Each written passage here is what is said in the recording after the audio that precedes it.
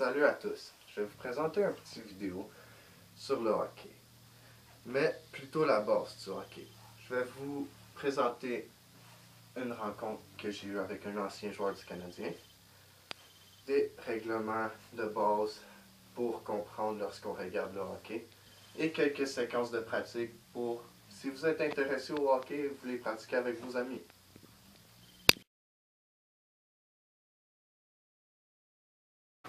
Bonjour, je vous présente Léo Gravel. Ça fait plaisir de vous rencontrer. Bonjour. C'est un honneur pour moi. Ancien joueur du Canadien. Oui, moi aussi. Je viens d'honneur. Oui. D'abord, vous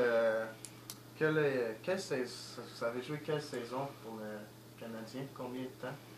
Moi, j'ai été 5 ans avec Canadien, 4 ans avec Canadien, 4 ans et demi avec Canadien, Oui. puis une demi-saison avec Détroit. Oui. Alors, j'ai fait beaucoup de voyagements. Non. Puis je peux peut-être dire des mots qui ne sont pas dus là, mais on va prendre Canadien. Lorsque j'ai été échangé pour Bert Olmsted, il m'a envoyé à Détroit. La première partie, le but gagnant. J'ai eu l'honneur de jouer au hockey avec Gordie Howe et Ted Lindsay. Et puis, la deuxième partie, la troisième partie, un but, 2 passes. Un but, une passe, une passe. Puis après ça, ils m'ont assis sur le banc pendant 15 parties. Ils m'ont envoyé à Indianapolis. À Indianapolis, c'est arrivé là. J'ai joué avec les deux frères Wilson, Larry et Jimmy. Ça, ils nous appelaient « Two Friends and a Stranger ». Et puis, la seule manière que je pouvais aller compter, c'est quand ils montaient avec la puck, partaient en arrière, les autres à la puck, il fallait en mettre la puck d'un but, puis j'allais m'asseoir. À la fin de la saison, quand ça eu le temps de signer un contrat, Jack Adams était allé, il m'a dit que je pouvais jouer dans la Ligue senior, puis j'avais plus le droit de jouer dans la Ligue nationale. Parce qu'il y avait 2 autres clubs qui voulaient m'avoir, puis c'est là que ma carrière dans la Ligue nationale est finie. Non. Mais vous êtes quand même content, fier d'avoir joué dans la Ligue nationale. Je suis content nationale. d'avoir joué avec eux autres, oui, certain. Mais c'est toute une expérience. Oh, oui. Il y en a d'aujourd'hui, là.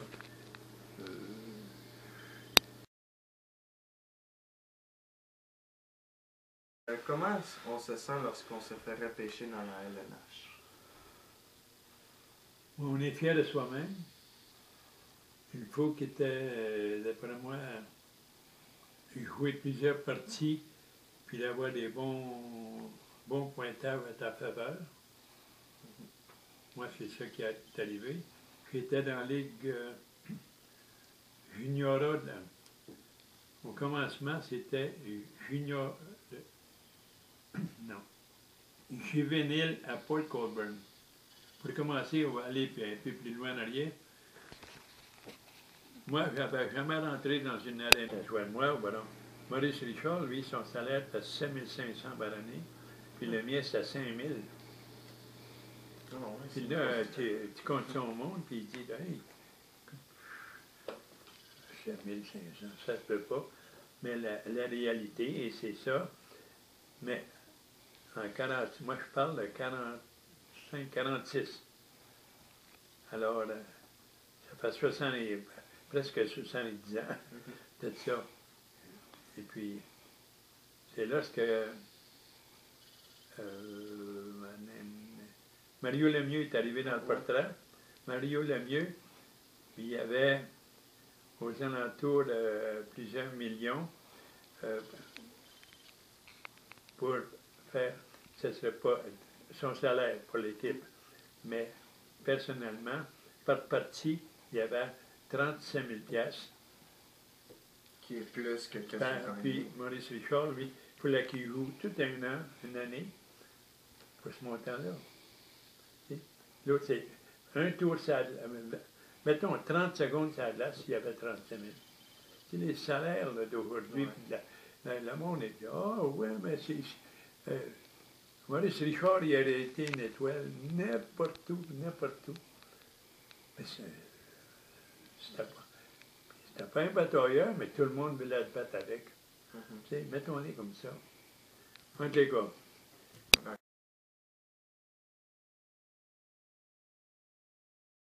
Parlons de l'argent, tout ça. Moi, j'avais pas un sou. Pas un sou. Plus que ça, quand j'étais petit gars,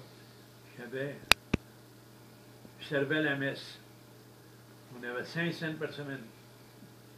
Puis quand on arrivait à l'école, le lundi matin, le frère, il commençait à nous parler des petits Chinois, là. Puis il fallait faire ramasser une coupe de sous. Prenait le 500, je le donnais, ça venait de finir. Moi, j'étais toujours un type comme ça. Quand même, je n'ai pas dans mes poches, ça ne me fait rien. Comment on se sent lorsqu'on se fait repêcher dans la LNH? On est fier de soi-même. Il faut qu'il était, d'après moi, jouer plusieurs parties, puis d'avoir des bons pointages à ta faveur. Moi, c'est ça qui est arrivé. J'étais dans la Ligue Juniora.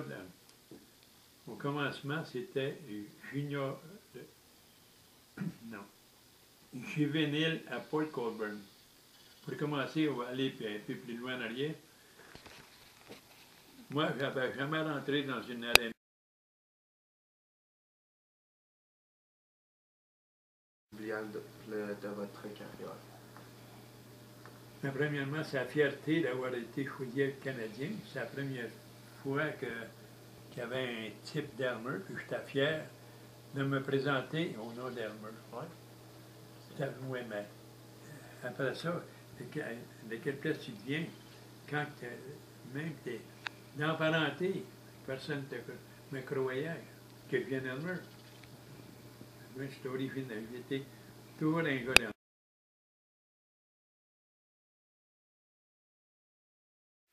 Qu'as-tu fait lors de ton premier but? Quelle a été votre réaction? Mais après mon premier but, ma première partie, je pense que ça a été pour moi une gloire d'avoir compté. On avait gagné 4-1, 4-2 à peu près.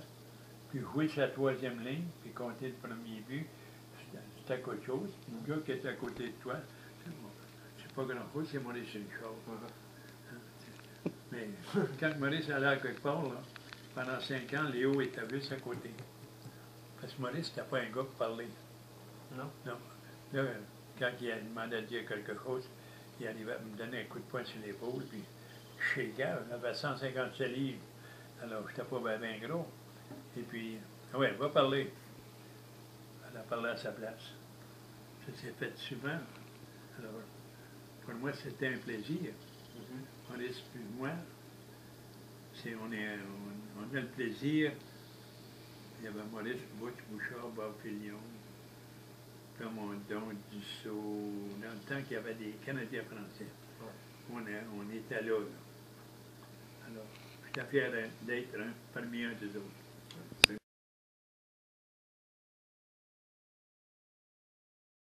Aujourd'hui, tout le monde font de la culture physique. Certaines cultures physiques sont bonnes, puis d'autres qui ne sont pas bonnes. Moi, je parle de moi et non pas des autres. Là. Ma culture physique était, j'allais au Camopa, payé par le club de hockey canadien en été. Et puis, ma culture physique était grossir les muscles, tout ça. Là, mais après ça, je partais, puis j'essaye à imbiber ça dans la tête du monde, puis c'est pareil comme parler au mur. La culture physique, commencer à courir sur la voie ferrée. Si tu veux l'essayer, n'importe quel temps. 1, 2, 3, 1, 2, 3, 4, 1, 2, 3. Puis là, qu'est-ce que tu fais? Tu regardes-tu le soleil, la lune, n'importe. Faut que tu regardes en bas. Par exemple, s'il y a une poque qui va t'arriver. Puis là, après ça, 1, 3, 5, 7. Mais quand tu commences à courir 1, 4, 7, 10, là, tu t'en vas pas à un party. Là, il faut que tu regardes, tu vas mettre le pied à la bonne place. Si tu ne le mets pas à la bonne place, tu vas te tordre les chevilles, puis ça vient tenir. J'avais 1 000 à faire. Puis je faisais le 1000 en dedans de 6 minutes. 6 minutes. minutes. Ça, Mais ça fait depuis longtemps que j'essaye à mettre ça dans la tête de certains hommes de culture physique, puis ils trouvent que c'est pas une bonne idée. Mais moi, ça a été à cause de ça. Ah ouais. Donc, je partais à courir, là. Il y avait un été chez Sarrazin, là, il y avait tu rentrais dans la cour, puis il y avait un rond comme ça. Puis je faisais ça 10-15 fois, là, de suite, là, je faisais ce rond-là. Après ça, je prenais la route, puis je revenais. Je courais à peu près 1 heure et demie chaque jour. C'était correct. Mais quand j'embarquais sur une paire de patins, là, ça allait plus vite. OK. Alors, le cardio est beaucoup important. Hein? Le cardio est important. Oui, oui. Ah oui, oui. Alors, la prochaine. Quelle est la différence entre jouer pour les Canadiens de Montréal et une autre équipe de la LNH?